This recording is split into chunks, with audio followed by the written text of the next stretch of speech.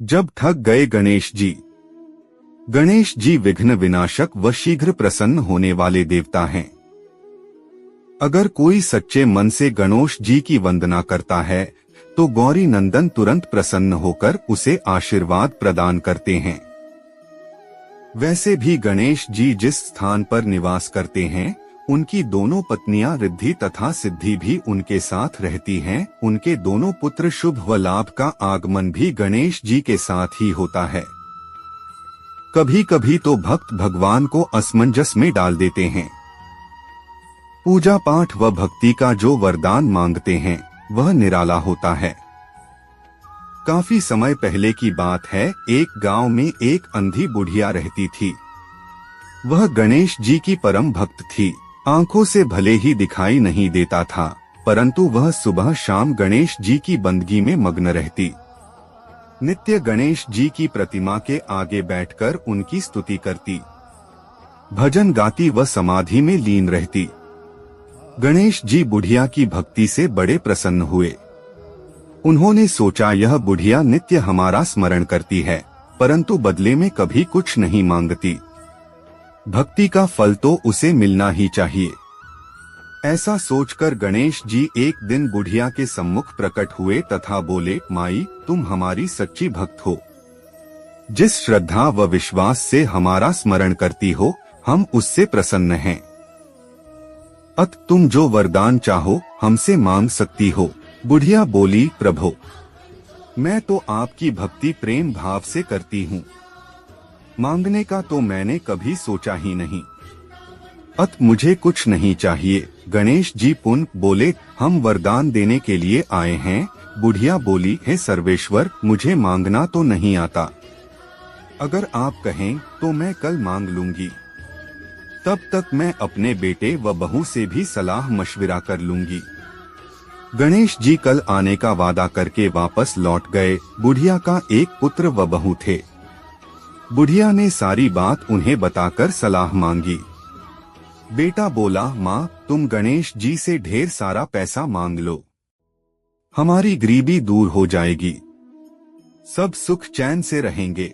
बुढ़िया की बहू बोली, नहीं, आप एक सुंदर पोते का वरदान मांगे, वंश को आगे बढ़ाने वाला भी तो चाहिए। बुढ़िया बेटे और बहू की बातें सुनकर असमंजस में पड़ गई।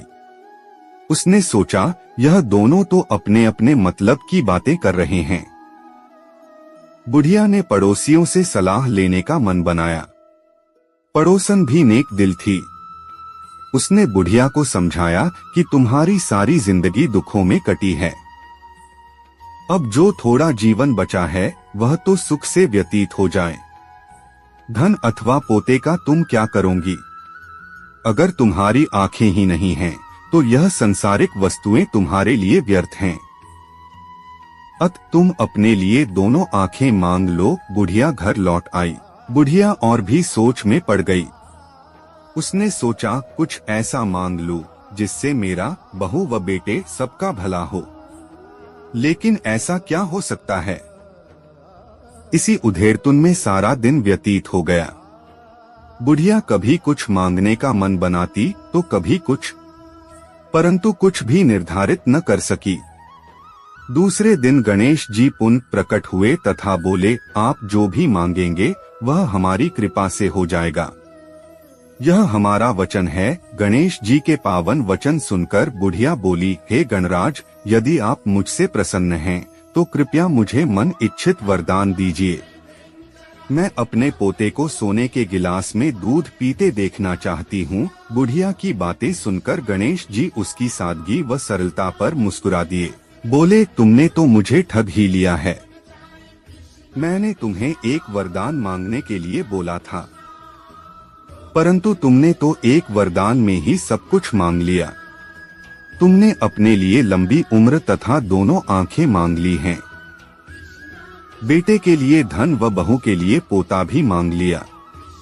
पोता होगा, ढेर सारा पैसा होगा, तभी तो वह सोने के गिलास में दूध पिएगा। पोते को देखने के लिए तुम जिंदा रहोगी, तभी तो देख पाओगी। अब देखने के लिए दो आंखें भी देनी ही पड़ेंगी। फिर भी वह बोले, जो तुमने मांगा वे सब सत्य होगा। यूं कहकर गणेश जी अंतर्ध्यान हो गए। कुछ समय पाकर गणेश जी की कृपा से बुढ़िया के घर पोता हुआ। बेटे का कारोबार चल निकला तथा बुढ़िया की आंखों की रोशनी वापस लौट आई। बुढ़िया अपने परिवार सहित सुखपूर्वक जीवन व्यतीत करने लगी। ऐसे ही और वीडियो के लिए हमारे साथ बने रहें। चैनल को जरूर सब्सक्राइब करें। धन्यवाद।